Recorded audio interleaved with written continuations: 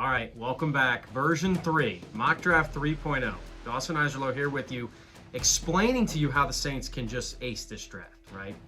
So this time around, with the first overall pick in my draft, I decided to kind of switch things up a bit. I've been taking sort of the obvious picks, edge rushers, defensive tackles.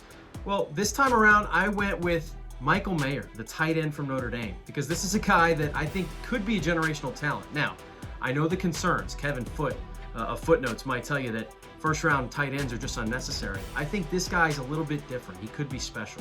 So I switched it up. I wanted to see how a draft would play out as well if the Saints did go with a skill position player like the tight end in the first round. So that's where I went first overall, or 29th overall for the Saints.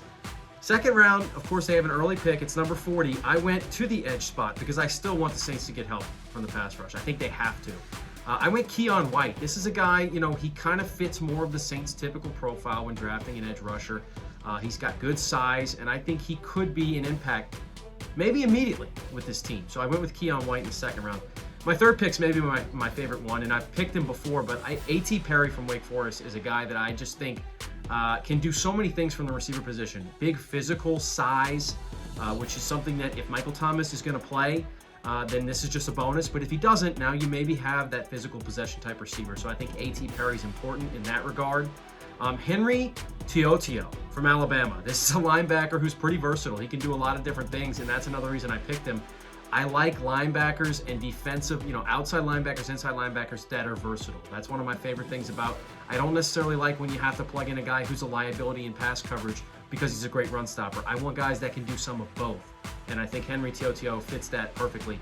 Then it's Tyjae Spears. It was easy. I mean, when I saw him on the board right there, still on the board, I had to take him. Tyjae Spears from New Orleans, the Saints, or from Tulane rather, in New Orleans. There's no excuse to not know about this guy if you're the Saints and to not have him high on your board. To be honest, I don't think he falls this far at number 146 overall, but if he's there, you sprint to the podium.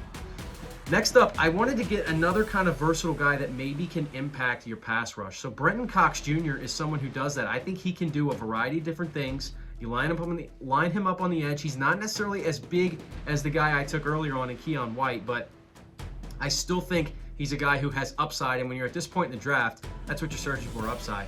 And then, so my last pick, the Saints had one after that. I decided to trade it away for future picks, but in this one, I'm going Malik Cunningham.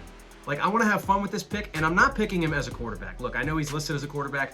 This is a guy who, in my opinion, is not going to play quarterback in the National Football League. He's going to play somewhere else, but he's that athletic.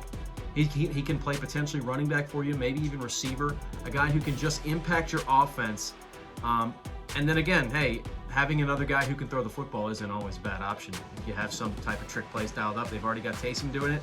Now imagine they throw Malik Cunningham on the field. You have 3 different options that can throw the ball down the field. That's what I like, and that's going to round out my version 3 mock draft.